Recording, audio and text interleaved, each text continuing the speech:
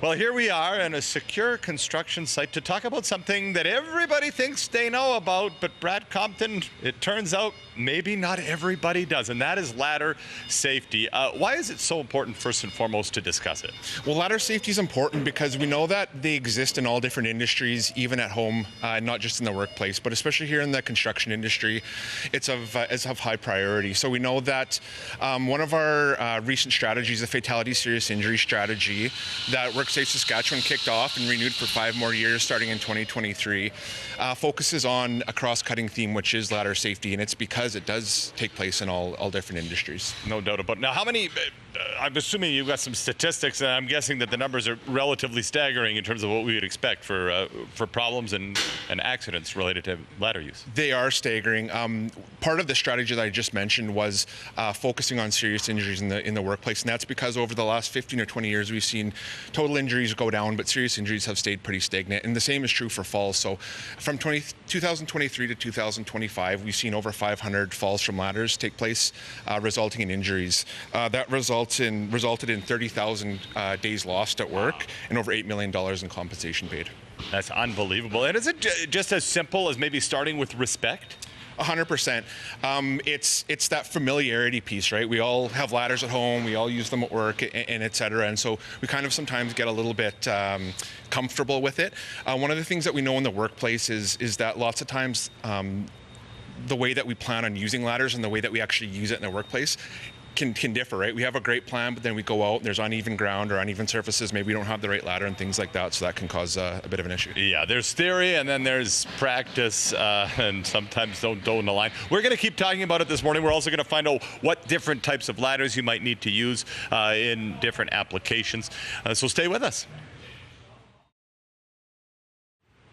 Well, we're talking ladder safety here this morning, and I'm joined now by Trish Pollock at PCL Construction, who have been kind enough to let us into this construction site. That's why we're wearing our PPE. It's all in the name of safety. And when it comes to ladders and working at heights, that's really what it boils down to, is making sure that you're staying safe. Let's start with the most obvious question. When do we even need a ladder?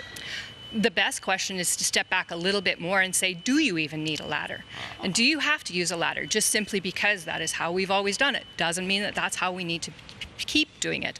So we've got some other alternatives to ladders. We've got scaffolds, we've got work platforms, we've got aerial work platforms, we've got lifts, we've got a number of different opportunities to evaluate before we go into actually saying, okay, the ladder's the right tool for the job.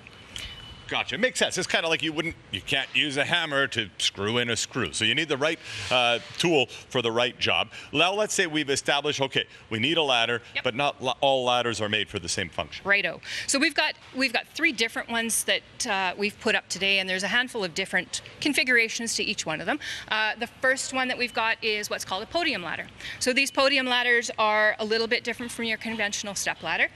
They've got a nice platform on top of them. They've got a rail up on top of them as well. So it gives you a little bit nicer, wider stance. The ladder stands a little bit wider too, so it's a little bit of protection against tipping if you get off balance.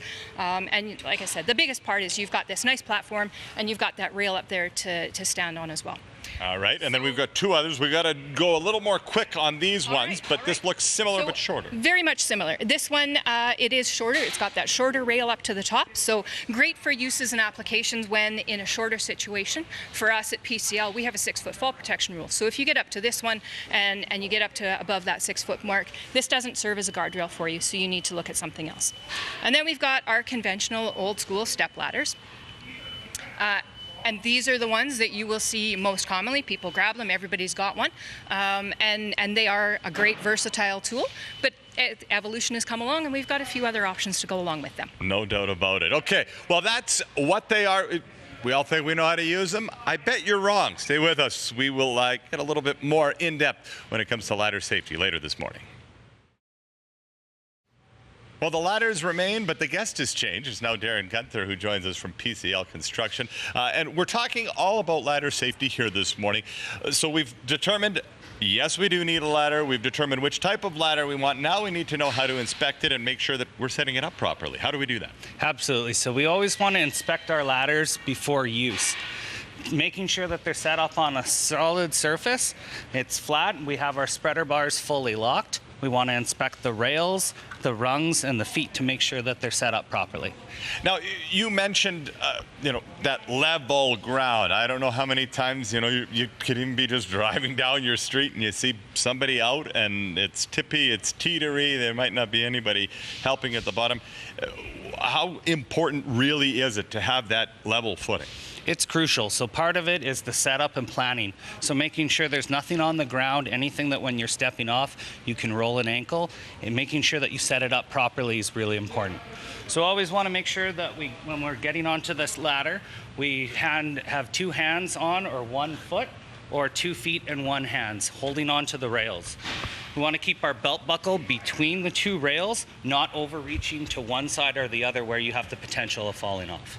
Perfect. And then you would continue that all the way up. Obviously, in this particular, we have the platform, and you got that little extra piece of safety there. So it really is all about getting the right tool to work safely at whatever height you happen to be at, right? Absolutely, yes. And making sure that it's inspecting it, it's in good condition, and you're following the safe rules. Perfect. And then we talked a little bit earlier, over 6 feet, you want the fall prevention. Yes, making sure that if we're over 6 feet, that we're using our fall protection systems or having a guardrail in place with a locking rail behind you. All right, fantastic. Well, there you go. Hopefully you learned as much as I learned here this morning when it comes to ladders, and of course our friends at WCB.